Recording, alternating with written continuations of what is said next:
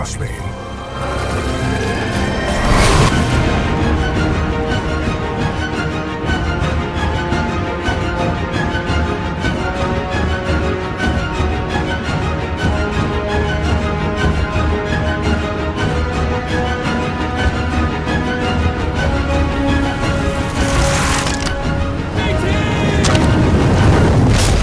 Got you. So I'm not sure if what I'm about to say is controversial or not, but Titanfall 2 has one of the best shooter single player campaigns in all of gaming. Like when I say that, I'm talking about it being up there with the greats like Halo Combat Evolved, Half-Life 2 and Call of Duty Modern Warfare, the first one, not the remake. Which is a little surprising considering the first Titanfall game was a multiplayer only one that had bits of story playing in the corner while you played through online matches, which I think is one of the worst ways you could try to convey a story in a game. Though to be fair, the developers Respawn, who had recently formed their studio after their exodus from their former overlords at Activision, were making a new studio from the ground up and on a tight deadline to get a game out for Microsoft's new console, the infamous Xbox One. You know, the one with all the TV stuff. TV. Xbox, go home. Since EA, Respawn's new overlord, had decided they should make games exclusive to Microsoft so players could enjoy TV while playing the games they didn't have time to play. Xbox, go to Titanfall. This is insane. Check this out. Xbox Snap TV. That does two things at once so I can play games while I watch my favorite shows at the same time. Whoa, Xbox, record that.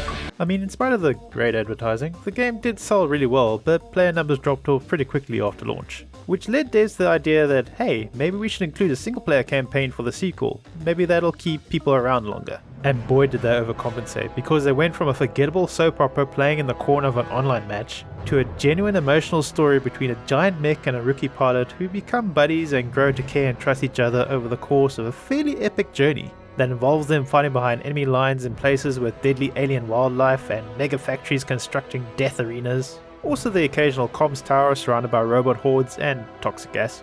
While going up against a team of elite mercenaries with their own giant mechs who are helping the enemy to get some alien tech that's gonna blow up an entire planet that happens to be the HQ for your side of the ongoing war. Oh, and there'll be some robot zombies and a little casual time travel shenanigans with some awesome set pieces as a cherry on the cake. With such a big improvement from the first game, you'd think Titanfall 2 would have blown the first game out of the water at launch. Well, no, it didn't sell bad, but it didn't quite meet EA's ridiculous expectations. And most people attribute this to being because it launched around about when both Battlefield 1 and Call of Duty Infinite Warfare came out. Which was probably a major part of why it didn't sell as well as expected, but I think most people were not anticipating the game being such a big improvement from the last one. Since most game series' campaigns don't usually go from barely passable to S tier from one sequel to the next. Though on the plus side for Titanfall 2, it has continued to sell over the years and I think is way more fondly remembered than the other games it launched around. And it did spawn a Battle Royale spin-off game, Apex Legends, which has gone through some ups and downs over the years. But it is a little mean that Apex Legends will occasionally tease in their marketing a new Titanfall game that never seems to come, which cuts a little deep for Titanfall players who really want a sequel. And I can understand that pain, because once you play this game, you do want more. It's just so well done with its gameplay, story and pacing that it just gets its teeth into you without you realizing it. Like a good example is just how the game does its tutorial where you get introduced to your mentor, Lastimosa, who is a veteran Titan pilot that's training your player character Cooper on the sly since he's only a basic rifleman, but Lastimosa sees something more in him. Technically, I'm not supposed to be training you, but in you I see potential. Besides, we're at war. Who's got time for classes, eh? And you also get the gist of what you're fighting for by Lastimosa showing you. This is what we're fighting for, Cooper. A world that's not metal and smoke. The freedom to live in peace and prosperity. All of that while learning the basics of how to do wall running and how the various weapons in the game feel before he sends you into the Gauntlet, a super addictive time trial course, which is an amped up version of the Call of Duty Modern Warfare training course, which makes sense since a lot of the devs in Respawn also helped to make that game. This Gauntlet requires the utmost speed and precision aiming with good movement to get a solid time in, but it is just fun to keep running over and over again just to shave a few seconds off your run that you might lose a few hours just doing attempts to improve your time, and then after you've had your fill of that. I'm ready to see what's next. Good. You're gonna like this. It's time you learn the other half of being a pilot. The Titan. Let's go call one in. Only for the game to be a tease and cut short the training just before you get to play around with a Titan, which is just great for building anticipation for when you get to pilot one in the main story. It's very rare for a game to make you both want to keep replaying a tutorial level and make you hyped to get into the campaign at the same time. And it does that while showing just enough bits of story for you to get what the characters are all about and their general vibe. Like for instance Lastimosa, you get strong cues from just him talking to people that he's well respected by his fellow pilots. Lastimosa. Anderson? You son of a bitch. See you down there. We're going to see a new planet today. Maybe even die on it. While you playing as Cooper are just some random grunt. Get your ass out of the sim pod, Cooper. Meet at the dropship. Another thing Titanfall 2 is good at is presentation. The levels all look great and the mixed use of 3D and 2D art for backgrounds are amazing. Like it's just showing off at points. For instance, the title drop for the game, where it's going from a fairly standard title to a very cinematic slow zoom in tracking a drop pod containing Cooper who's just escaped his ship going down in an ambush. It's such a great creative visual transition. It's absolute cinema. Like I imagine someone on the dev team being a bit too clever with that one. And there's so much variety in the levels too, from semi-jungle areas with wildlife that's legally distinct enough not to be from the Avatar movies, to heavy industrial areas of metal and concrete made to just a ridiculous and dangerous enough level that if you stand where you're not supposed to, well... Also half-destroyed science facilities that have slowly been overrun by nature and have some really nice rain effects, mixed in with some still working tech showing off how the bad guy's gonna blow up a planet. And just so many good set pieces in between all of that. It doesn't hurt either that the game has great music that's mostly subtle while you play, letting ambient sounds and gunfire do most of the work, while doing a great job of supporting the emotions of important parts of the story, but does get a little bombastic when it needs to be. Though another side to the great audio is the voice acting that gets you to really care about these characters. Like early in the story when Cooper walks into an enemy ambush and Lastimosa sacrifices himself to save him, and then a little later gives his Titan BT to Cooper while he's dying. BT, transfer authorization to new pilot. Link, Bravo Tango 7274. Cooper, take my Titan. Use my helmet and my jump kit. This is the real thing. Take care of him.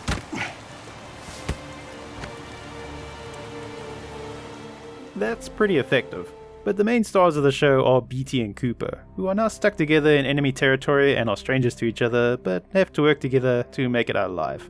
The dynamic is played perfectly between them, where Cooper is the slightly jokey rookie, and BT is a veteran, but a very supportive and helpful one that, because of his robot logic, gives unintentional funny responses.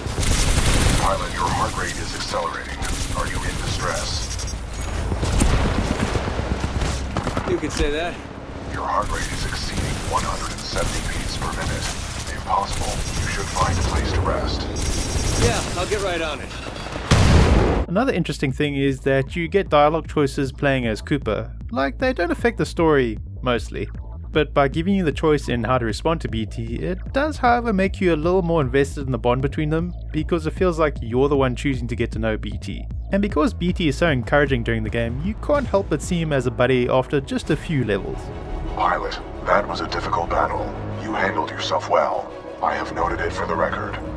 Which was very much the intention of the devs, like the codename BT actually stood for Buddy Titan during most of development. What's also a little interesting is it's not only BT that'll be encouraging you, but even sometimes your enemies that if you get a good hit in will give you a little respect for it, mainly in boss fights. But I'm getting a little ahead of myself on that one. Though don't get me wrong, enemies will do a little smack talk and taunt you in fights. Especially when you fight other Titan pilots who will do callouts if you miss or take a heavy hit. Though that kinda acts as its own form of encouragement to beat them. I expected more from the SRS.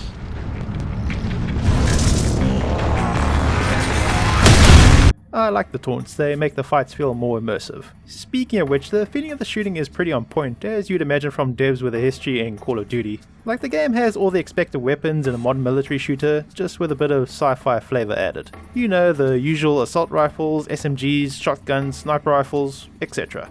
They all feel good to use and are viable in most situations, with some being a little more effective in a few cases. Though most don't really stand out enough to be special, well, apart from maybe the L-Star, which is very effective against mechanical enemies and explodes the squishier ones. But the one that really stands out is the auto-aim handgun that feels super overpowered. Though you only get to use it a little, which is a shame, but I understand why. If you had it for large portions of the game, you wouldn't want anything else. And the part of the game where you get to use it is there to help invoke specific emotions, but more on that later. There are also some fun grenades to use as well. But while I'd rate the weapons from good to great, by themselves they just make the game an above average shooter. What makes Titanfall 2's gameplay actually interesting is how mobile you are, while adding a few powers into the mix that makes it easy for enemies to lose track of you, and combining that with levels that help you take advantage of that. Like most shooter games tend to make enemies omni-aware where you are at all times, which encourages you to take cover while you shoot. Though with the cloak ability the game gives you, it's fairly easy to evade enemies and with either a little speed or wall running, get the drop on them. It feels really good to pull off a flank or surprise attack, and the recharge time on the cloak is reasonable enough where you have to think at least a little where to use it and not just spam it constantly. And at times go back to using cover to give you a little time to consider your next move, which gives a nice flow to the combat. The game does also mix things up where staying behind cover won't work with aggressive enemies pushing you out of it, or these tick grenade things chasing you in a deadly game of tag, though they do have a very generous delay until they actually explode, unlike some other games. The game is also good at bringing in unique mechanics to keep a good pace to the campaign. They stay around long enough for you to get used to them and have some fun, just before they wear out their welcome. Like the best level in the game is built around a time travel mechanic that I think most game devs wouldn't be able to resist not using through an entire game. But in this game it's used for one level for maximum effect, before being taken away, leaving you wanting more, which to me is way better than overusing it until it becomes boring. The other thing that keeps the pace of the game feeling good is the contrast between fighting on foot where you're fast and agile, versus fighting while piloting your Titan BT that when you do eventually get to play around with does feel powerful, though has a slower pace of combat, since enemy Titans take more hits to bring down, and even though you are more protected in BT, you're not invulnerable to bursts of damage, which requires you to be a little more tactical to avoid taking hits, by using a temporary shield to block bullets and send them back to the enemy, and having a limited quick slide ability that if you're good at feels like you're dancing around enemy fire. The game also keeps Titan combat interesting by giving you several variants to face off against, while also giving you a nice mix of loadouts as you go through the campaign to use against them, each with their own unique abilities that you get to try and figure out where they work best, and you can switch between them as much as you want. They also come with ultimate abilities that build up over the course of a fight, which you can use to do a lot of damage quickly.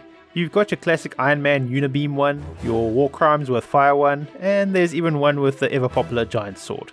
All of them are fun to use, but some work better in specific fights than others, like the boss battles against the Apex Mercs who took down Lastimosa. Now you'd think these boss fights would have unique skills, mechanics, and oversized health bars to go with them, but what's interesting is they aren't actually too different from other Titans you'll fight in the game. They just have a small regenerating shield like the player and are more aggressive with all their abilities. And they'll tend to have a loadout you haven't faced yet in the story that makes them stand out from what you've faced so far, which makes them feel like a new challenge since you're having to learn how to beat them. That once you do, you can use that knowledge to beat other regular Titans who use that loadout. Titanfall 2 isn't the only game to use this trick where a boss becomes a more regular enemy later in the game, but does it so well that you won't notice it because of that little difference of them having a shield and being more aggressive. It makes them feel like a step up from the average Titans you fight, even though they aren't that different.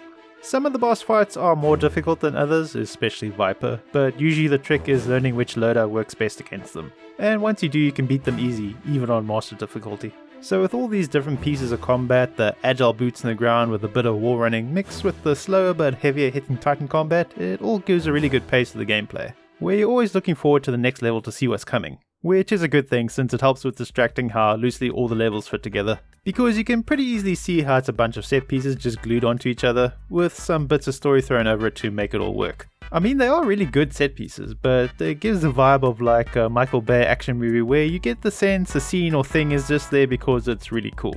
And that actually describes a lot of the story elements in this game, big and small. Like you get to use a computer hacker knife in the game, which just saying out loud sounds a bit silly, but I mean, it's pretty cool, right? Though to me it does give the vibe of something a rogue type character would use in a cyberpunk game, and not a frontline soldier in an interstellar war. And this goes for bigger story stuff too, like time travel, which apparently isn't a rare occurrence in this setting and is treated pretty casually, like, oh yeah, that just happens sometimes, no big deal. A rift in time? How does that happen? Unknown. Militia SRS has documented several cases on other planets.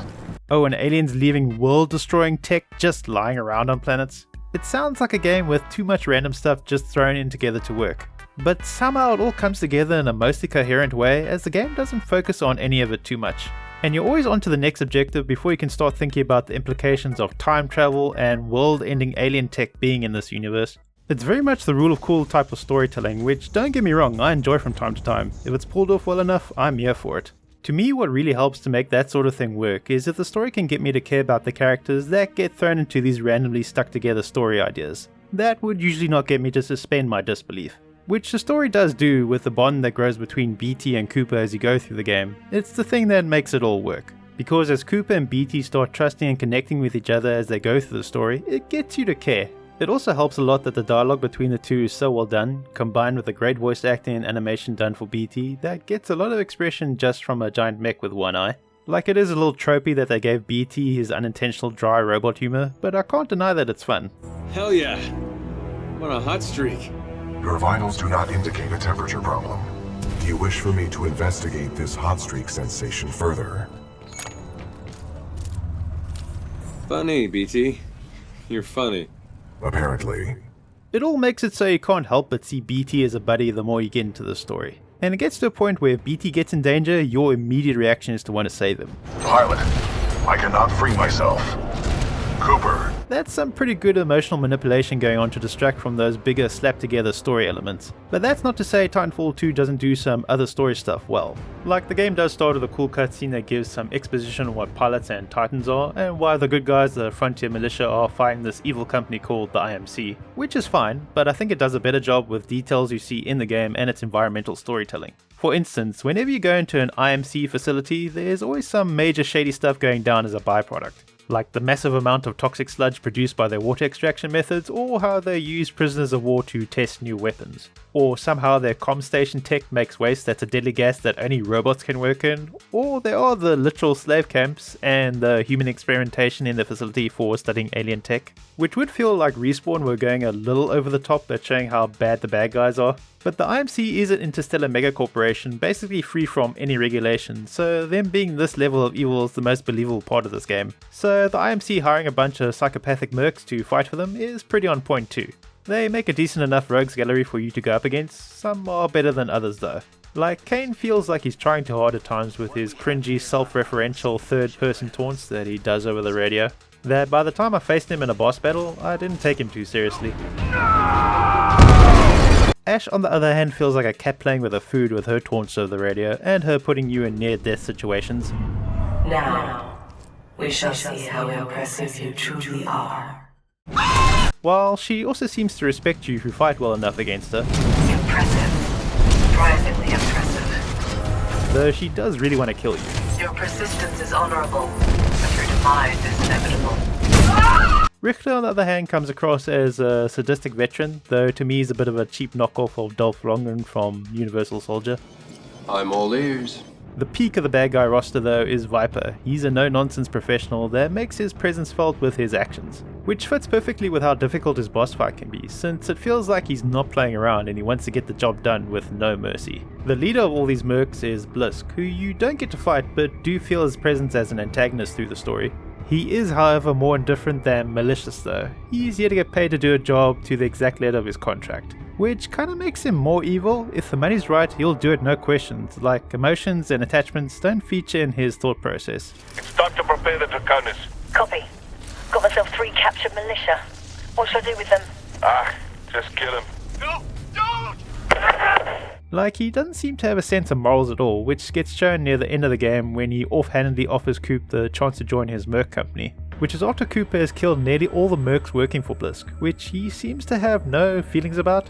On top of the fact that Blisk also helped to kill Lastimosa and who knows how many of Cooper's allies. Like, to Blisk, this is all business in his mind, and all the stuff he did wouldn't bother someone he's offering a job to. It's pretty deranged thinking. Though it does make him the ideal adversary in the story, since he represents the opposite of the bond that BT and Cooper formed together. Like, Blisk would sacrifice any of his allies in a heartbeat to get a payday, while BT and Cooper by the end of the story would risk their lives to save each other. They are very much ride or die by that point, which I want to talk a little bit about, though if you don't want ending spoilers then skip to here. So throughout the story, as BT and Cooper rely on each other more and more while fighting their way through enemy lines, the game does this thing where BT will throw Cooper to get to an objective or make progress, which is just a simple but perfect representation of the trust that grows between them. Like, BT literally has Cooper's life in his hands each time he does this, and each time the throw just gets a little more dangerous than the one before, which shows how much Cooper trusts BT, and it's not one-sided. As when they do eventually regroup back with the main militia forces and the commanding officer suggests BT get a more qualified pilot, he says this. Wait a minute. Lastimosa linked you to a rifleman? Yes, he had no other options. Understood. We'll get you transferred to a fully qualified pilot. Objection. Cooper is my pilot. Our combat effectiveness rating now exceeds 90%. Request permission to retain this link. You're lucky our backs are up against the wall, BT. Permission granted. After all the stuff they've gone through together, BT's got Cooper's back and trusts him to be his pilot even when his superiors don't. And it just goes from strength to strength, where the throws get riskier and they even get in a situation where BT could easily justify abandoning Cooper to get the world-destroying alien tech out of enemy hands. He's willing to even gamble that to save Cooper. Get the Ark out of here! Negative. We are trapped. I will not lose another pilot. This does get them captured, and even though they resist, Blisk still tries to force BT to give him what he wants. Functions compromised by severe crash damage. I don't care how broken you are. I know deep down, some things still work in there. Now open up, or I'm going to shoot your pilot in the head. You still remember numbers, don't you? I'm going to count to 3. 1, 2, 3.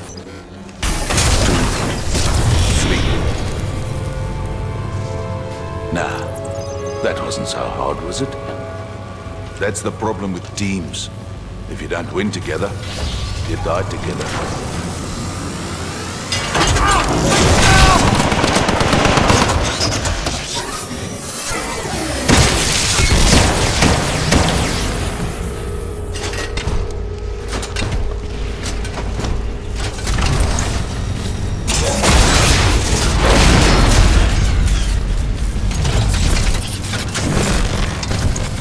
Nice try, love. Say goodnight.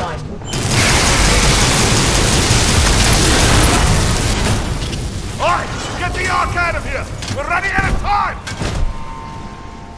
So BT has literally sacrificed almost everything on protecting Cooper at this point, and now trusts him with what little is left of him to give him a chance at somehow getting the mission done. It's a reversal of that whole trust dynamic between the two, where now BT's life is in Cooper's hands. It's such a good moment in the story where BT has put complete trust in you to get things done, and you want some vengeance for what these guys have done to your buddy. And they give you the perfect weapon to go on a rampage with, being the OP auto-aim pistol, where you just mow down these guys with such vigor it would make John Wick proud. Though this part doesn't overstay its welcome, as taking BT's core sends a signal that your allies pick up on and sends you an orbital express delivery of a new Titan chassis for you to hook BT into.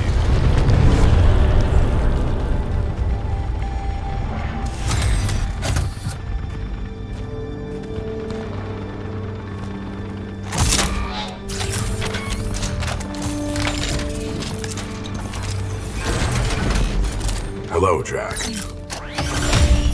I like how BT by this point is starting to call Cooper by his first name, Jack.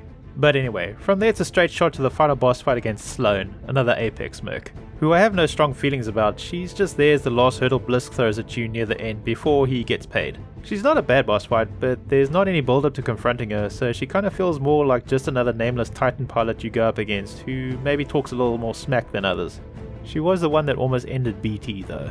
Anyway, once you beat her, you and BT try to stop the alien world-destroying tech from deploying, though the attempt backfires and badly damages BT. Blisk, who could easily finish you off at this point, doesn't because the alien tech is deployed, which means his contract is done. It's your lucky day, hero. I'm not going to kill you. I don't work for free. Though BT comes up with a way to stop the alien tech from firing, but needs Cooper to manually pilot his body to do it. Commander Briggs, I believe I have a solution. In its exposed state, my reactor core may be able to destabilize the Ark at the center of the whole weapon. What are you saying? We can blow it up. I'm sending you coordinates for a dropship rendezvous. Coordinates received. We'll be there, but I don't see how you can. Trust me, I have done the math. I sure as hell hope so. We're on our way. Good luck, both of you. Briggs out. So I think most people at this point in the story are locked in and are ready to go all in with BT to the end. And the game gives you one last chance to chat to BT to let him know you're with him all the way. Don't worry, BT. I'm not going anywhere. Copy that, pilot.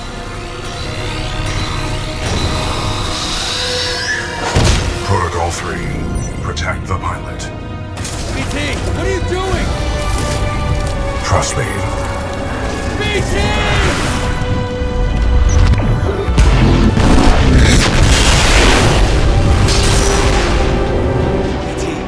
Like, the setup for this was there the whole game, and BT saying trust me is also just perfect for this scene. You know what's worse? There's a version of this cutscene that's even more of a gut punch. In the final dialogue option, if you pick nothing, instead of BT saying trust me, he'll say goodbye, Jack.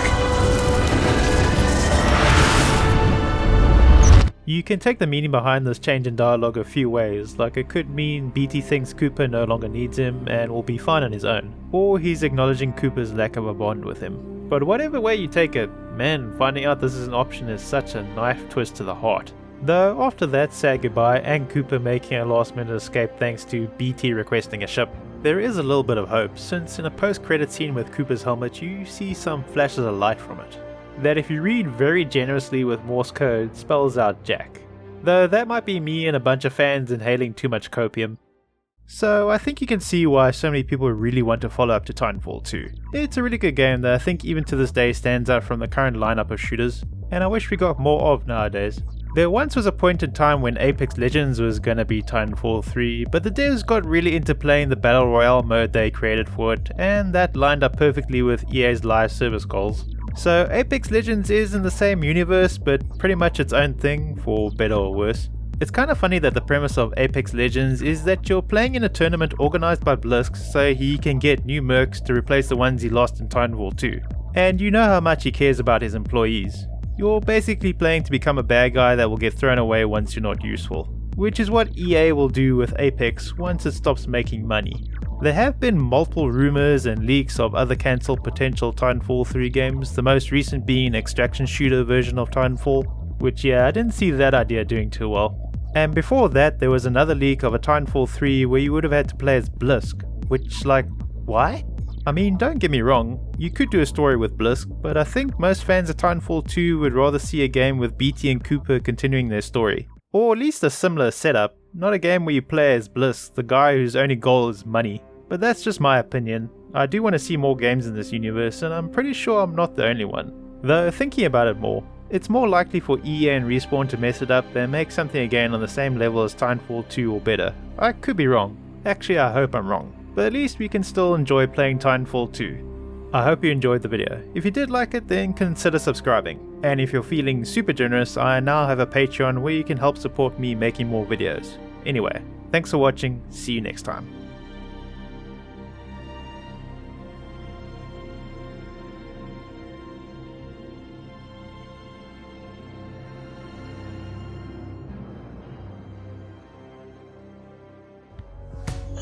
What's up, bitch?